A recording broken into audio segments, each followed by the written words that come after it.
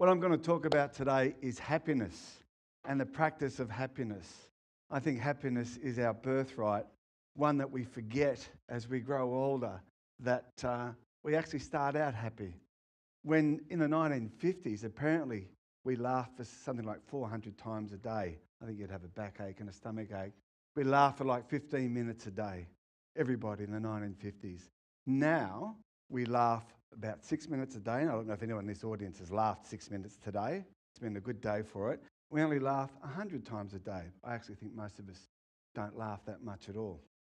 A few years ago, I was sitting in a coffee shop in Turin, and a friend of mine said to me, made a comment, and I made a comment back to him. And he said, "Bill, you're a whinger." I said, "I beg your pardon?" I actually consider myself to be a really bright, positive, confident, outgoing person. So I was shocked. And I thought about what he said, good and hard, and for a long time later. And I realised that all of us are taught the language of negativity. Easy for us to say what we didn't like about that movie we saw last week than it is to say what we liked about it. It is easier for me to say about Tadek here what annoys me about him than what it is that I like about Tadek.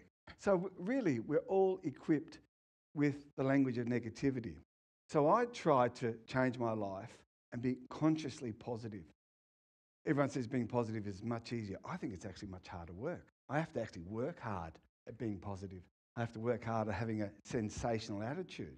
Anyone who knows me knows that that's my word, sensational, even if I'm not really feeling it. Now, the thing is, when we fake being happy, we actually start to be happy.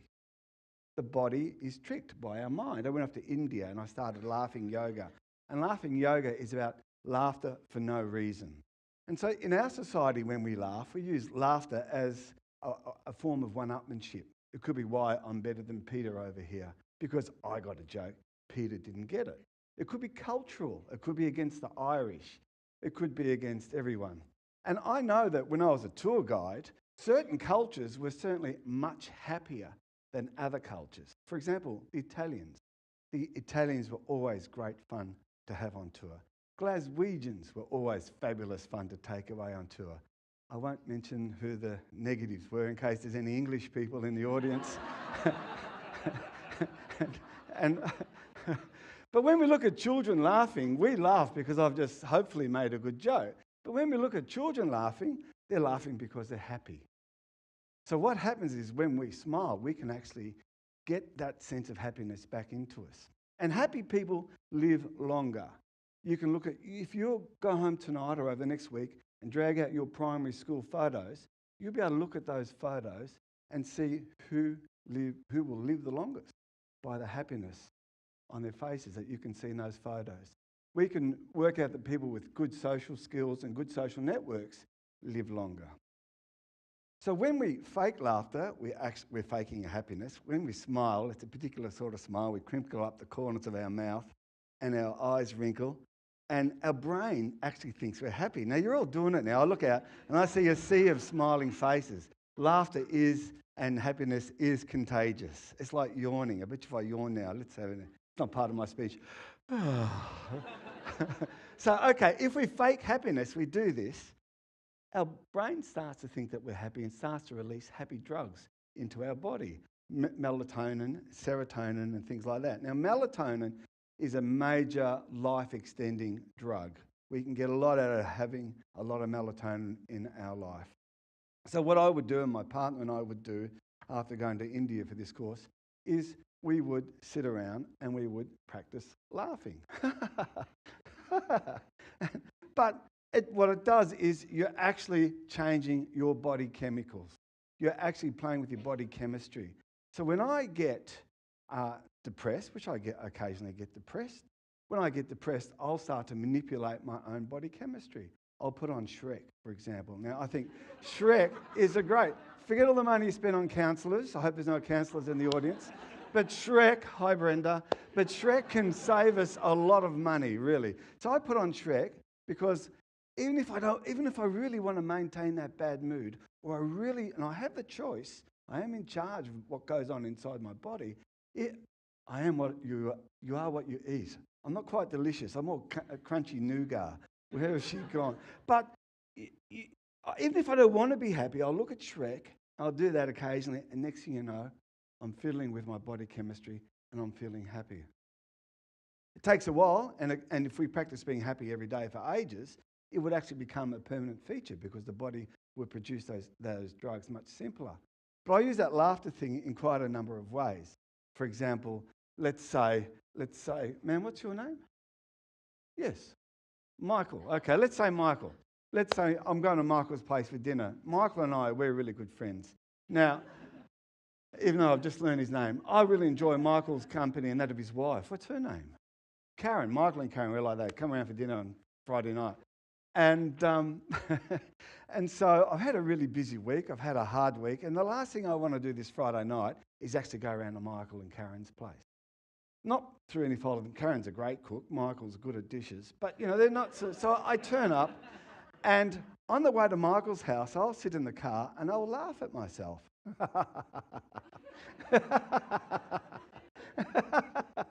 Maybe you can all do it with me, just for a couple of laughs. Now already, you're manipulating your body chemistry. It doesn't matter what I say or do, you are all making yourselves feel better.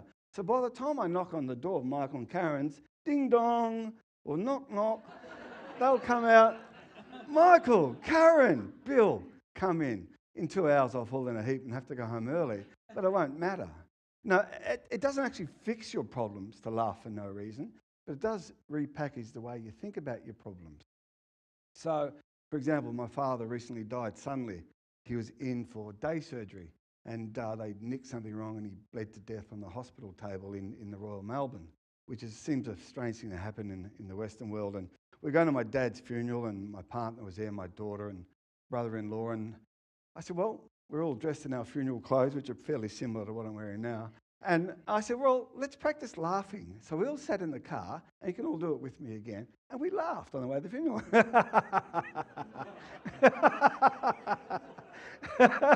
I was the happiest person at the funeral. It didn't solve anything, but it gave me the strength and the energy to turn up and be positive for the people for whom I cared and who are around me. Now, one of the things I wanted to do today is happy people live longer. And I was wondering if you'd be curious to find out who in this audience here today is the happiest amongst us. Are you interested in that exercise? Yes, of course you are. What I'd all like you to do is to stand up. Everybody stand up. Now, I'm going to ask 3 questions. There's no way to get out of them, but if you believe in a God, any sort of God or any number of gods, remain standing. Okay, a good part of you.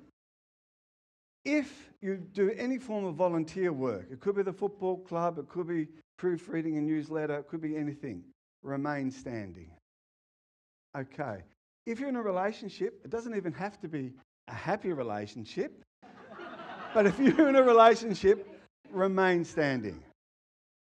Well, I wonder if, there we go, let's give a round of applause, because these people are the people, thank you, these people are the people who are going to live, sit down, you two, sit down. These people are the people who are going to live longest. Why? Notice I didn't mention health, I didn't mention education, I didn't mention the third thing, which I've forgotten. It's about in a partnership. It matters to somebody whether you live or die. The afterlife thing is about having meaning in your life. And the volunteering thing is all about giving your life up for other people, however small a case it might be. So the practice of laughter is actually quite a genuine and real activity. When we get depressed, all these negative drugs enter our heads, and if we're depressed long enough, and because we've all seen it in our friends, those drugs become predominant. If we laugh a lot, we get all these legal drugs entering our body, and those drugs become predominant as well. Okay, so what I'd like to do is maybe we could do 3 exercises. Now the point, I could stand here and I could talk for hours and hours and hours, but what I'd rather do is to go through these exercises. I'm not allowed to use the word, sorry Jason, I'd like to go through these techniques with you, where we'll just laugh, we'll laugh for no reason. The problem is you will feel silly as you do it. But when I've finished and we move on to the next wonderful speaker, you'll all feel fantastic. So that I ask that you take away be aware that it's your choice to be happy, and this is just a small thing that we can do to get along. So again, everyone stand up, and this is a warm-up exercise. It'll only take a few minutes. Okay, now we're going to do a big... Do you know it, Christian? Christian, everyone, let's look at Christian. He started. So what we're going to... This is a stretching. They call it laughing yoga because it's basically breathing techniques, and the techniques that we do are all good for the internal organs and all that sort of stuff. But you'll be surprised at how silly you feel, but how great you feel when this session is over, okay? So I want everyone to bend over and dangle our wrists in front of them and to stretch back. And as they stretch back, push this area out, stretch right back and count 1, 2, 3.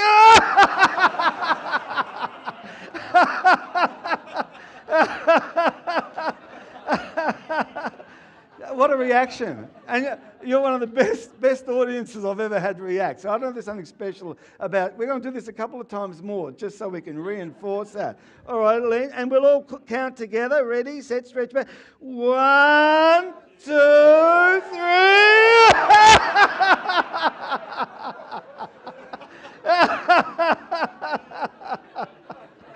Oh, isn't that terrific?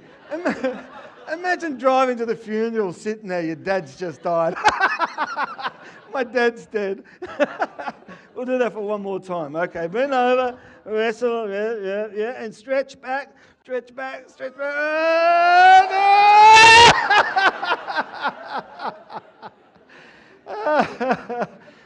I showed this to a friend, and she spoke about growing up in Melbourne, and she'd go for long country drives as a kid with her mum and dad, and they'd all start, Mum, he started, Mum, she started, and the mum would pull over the car. Now everybody, happy, happy, happy, laugh, laugh, laugh. And it's exactly the same thing. The mother was actually intervening and changing the tone and injecting all those happy drugs. The next one will be, we'll call this the lawnmower one. I hate lawnmowers. Outboards. Why won't they ever start when you need them? You know, it's just, if it's shocking things. So we go like this, we go.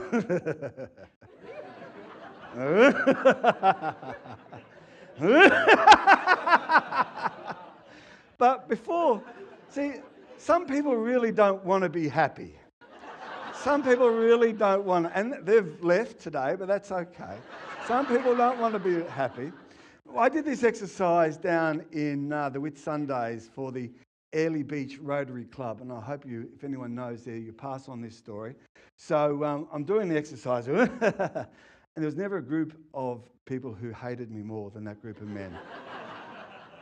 They were tiny fish in a very tiny pond. Here comes this fellow who all he wants to do is laugh.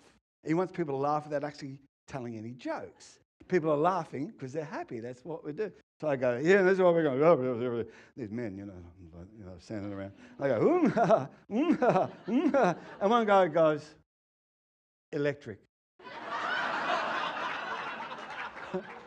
So I'm grateful to the Rotary Club of Airlie Beach for giving me something to fill up an extra couple of minutes on my thing. Are we ready, set, go? Ready, set. One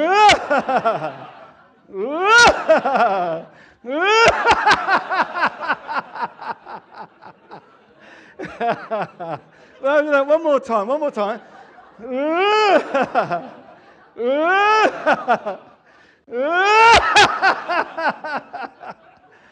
So this final one, I'm going to leave soon, but this final one, I got this from the Catholics. So if there's any Catholic churchgoers in the audience, you'll know it and love it. And there's a particular moment in the Mass when they say something where you go around and say hello to the people who are around you. I don't know, can't remember how it's introduced. But what I'd like you all to do is just quickly to the people behind you, in front of you, on either side, and go, make eye contact. It's very important you make eye contact and go, Can you do it back at me though this time? Are we ready? Demo, do you want to come up here and... There we go. All right, eye contact, we'll do it in slow motion.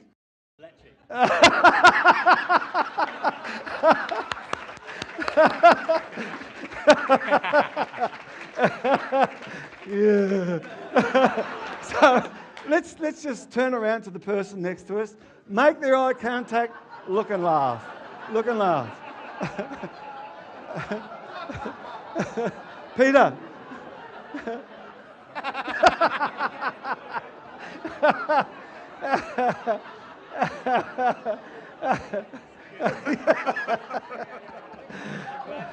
Yeah.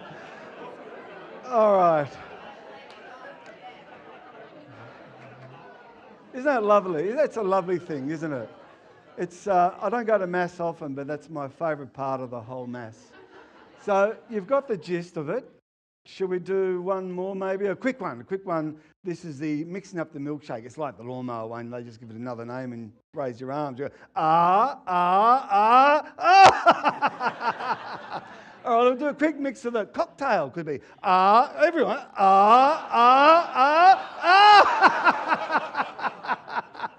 Let's splash it over the person next to us.